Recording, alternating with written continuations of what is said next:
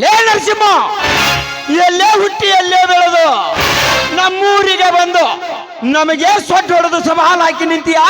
ಸೊಕ್ಕಿನ ನರ ಕೊನೆ, ಈ ನಿನ್ನ ಸೊಕ್ಕಿನ ಸೇಡಿನ ಸವಾಲು ತೀರಬೇಕಾದರೆ ಆ ನಿನ್ನ ಮುದ್ದಿನ ಹೆಂಡತಿ ಚಂದುಳ್ಳ ಚೆಲುವಿಸಿ ತಾಳಶೀಲಹರನ ಆಗಲೇಬೇಕು. ಆ ಪುಂಡನದ್ದು ಪುಡಾಡ್ತಿರುವ ಆ ಪ್ರಶಾಂತನ ತಾಯಿಯ ಪ್ರಾಣ ಹಾರಿ ಹೋಗಲೇಬೇಕು.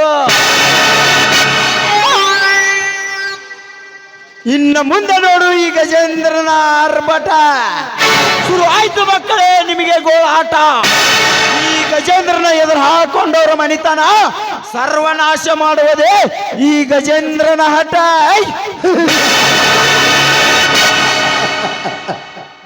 ಓಹೋ, ಆ ಪರಮೇಶಿಯ ಹೆಂಡತಿ ಈ ಕಡೆನೆ ಬರ್ತಾ ಇದ್ದಾಳೆ. ಬರಲಿ ಬರಲಿ.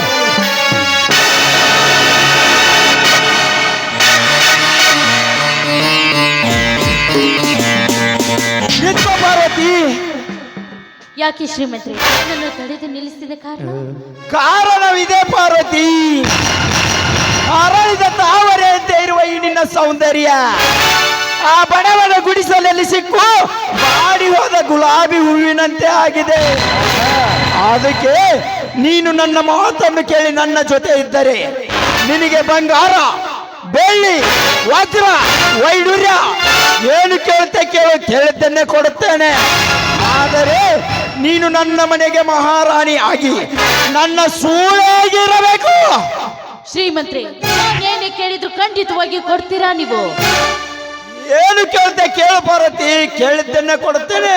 ಹಾಗಾದ್ರೆ ಲಕ್ಷ ಕೊಡಿ ನೀವು. ಲಕ್ಷ ಯಾಕೆ ಪಾರ್ವತಿ? 10 ಲಕ್ಷ ಬೇಕಾದ್ರೂ ಕೇಳು, ಕೊಡುತ್ತೇನೆ. ಸಾವುಕಾರೆ, ನಾನು ಹೇಳಿದ್ದು ಆ ಲಕ್ಷ ಅಲ್ಲ, ನನ್ನ ಮಾತಿನ ಕಡೆ ಲಕ್ಷ ಕೊಡಿ ಅಂತ. ನೋಡಿ, ನಿಮ್ಮ ಮಾತಿಗೆ ಒಪ್ಪಿ ನೀವು ಏನೇ ಹೇಳಿದ್ರು ನಿಮ್ಮ ಎಲ್ಲ ಕಂಡೀಷನ್ಗೂ ಒಪ್ಪುತ್ತೇನೆ, ನಿಮ್ಮ ಸೂಳೆ ಆಗುತ್ತೇನೆ. ಆದ್ರೆ ನನಗೂ ಸ್ವಲ್ಪ ಕಂಡೀಷನ್ಗಳಿವೆ. ಕಂಡೀಷನ್ ಏನದು ಕೇಳು. ನೋಡಿ ಶ್ರೀಮಂತ್ರಿ, ನಾನು ನಿಮ್ಮ ಸೂಳೆಯಾಗಿ ನಿಮ್ಮ ಮಂಚಕ್ಕೆ ಬರುತ್ತೇನೆ. ಆದ್ರೆ ನಿನ್ನ ಹೆಂಡತಿ ಇದ್ದಾಳಲ್ಲ, ಆ ನಿನ್ನ ಹೆಂಡತಿಯನ್ನು ಒಂದೇ ಒಂದು ರಾತ್ರಿ ನನ್ನ ಗಂಡನ ಮಕ್ಕಳ ಮಲಗಿಸೋದಕ್ಕೆ ಸೂಳೆಯಾಗಿ ಕಳಿಸು. ಯಾಕಂದ್ರೆ ಹೆಂಡತಿಯ ದಾಹ ತೀರಿಸದ ನೀನೊಬ್ಬ ಷಂಡ. ಗಂಡನಿಂದ ನರಳಾಡುತ್ತಿರುವ ನಿನ್ನ ಹೆಂಡತಿಯನ್ನು ಒಂದೇ ಒಂದು ರಾತ್ರಿ ನನ್ನ ಗಂಡನ ಹತ್ರ ಕಳಿಸಿದ್ಯಾದ್ರೆ ನನ್ನ ಗಂಡ ನಿನ್ನ ಹೆಂಡತಿಯ ಮೈ ಬೆವರು ಇಳಿಸಿ ಕಳಿಸುತ್ತಾನೆ ಅಂತ. ಸೊಕ್ಕಿನ ಸೂಳೆ, ಈ ಸಾಹುಕಾರ ಶ್ರೀಮಂತನ ಹೆಂಡತಿಯನ್ನು ಆ ನಿನ್ನ ಬಡ ಬಿಕಾರಿ ಗಂಡನ ಮಂಚಕ್ಕೆ ಕಳಿಸಬೇಕೇ? ಗಂಡನ ಪೌರುಷವನ್ನು ಗರ್ವದಿಂದ ಹೇಳುತ್ತಿರುವ ಹುಚ್ಚು ಹೆಣ್ಣೆ, ಮಾರಲೇಪ. ನನ್ನ ಮೈ ಮೇಲೆ ಏರಿ ಬಂದಿದ್ಯಾದ್ರೆ ನಾನು ಒಂದೇ ಒಂದು ಕೂಗು ಹಾಕಿದ್ರೆ ಸಾಕು, ಹತ್ತಿನಂತೆ ಹಾರಿ ಬಂದು ನಿನ್ನ ರಕ್ತ ಕುಡಿಯದೆ ಬಿಡಲಾರೆ ನನ್ನ ಮಗ ಪ್ರಶಾಂತ.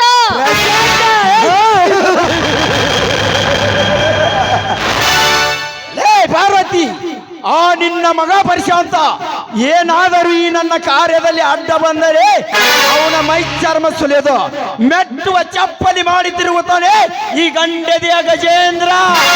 ಚಪ್ಪಲಿ? ಸಾಕಾರ, ನನ್ನ ಮಗನ ಮೈ ಚರ್ಮ ಸುಲಿದು ಚಪ್ಪಲಿ ಮಾಡಿಸಿಕೊಳ್ಳುವುದಾದ್ರೆ ಅದೇ ಚಪ್ಪಲಿಯನ್ನು ನಿನ್ನ ನೆತ್ತಿಯ ಮೇಲೆ ಇಟ್ಟು ಹರಕು ಚಪ್ಪಲಿಯನ್ನು ನಿನ್ನ ಕೊರಳಲ್ಲಿ ಹಾರವನ್ನಾಗಿ ಮಾಡಿ ಊರಲ್ಲಿ ಮೆರವಣಿಗೆ ಮಾಡುತ್ತಾನೆ ಗಂಡು ಹುಲಿ. ಗಂಡು ಹುಲಿ? ಏ ಪಾರ್ವತಿ, ನನ್ನ ಮಗ ಗಂಡ ಹುಲಿ, ನನ್ನ ಗಂಡಸು ಎಂದು ಹಾರಾಡಿವೆಯಲ್ಲ, ನಾವೆಲ್ಲ ಏನು ಷಂಡರೇನಲೇ? ಈ ಷಂಡನ ಗಂಡಸ್ತನ ಎಷ್ಟಿದೆ ಅನ್ನೋದು ತೋರ್ಸೇ ಬಿಡ್ತೀನಿ, ಬಾರಲೇ. ಒಂದೇ ಒಂದು ಹೆಜ್ಜೆ ಮುಂದೆ ಇಟ್ಟು ನನ್ನನ್ನು ಮೊಟ್ಟಲು ಬಂದಿದ್ದೆ ನಿನ್ನನ್ನು ಒಂದು ಬುದ್ಧಿ ಕಲಿಸುತ್ತಾರೆ ಇದೇ ಸಮಾಜದ ವೀರಘರತಿಯರು.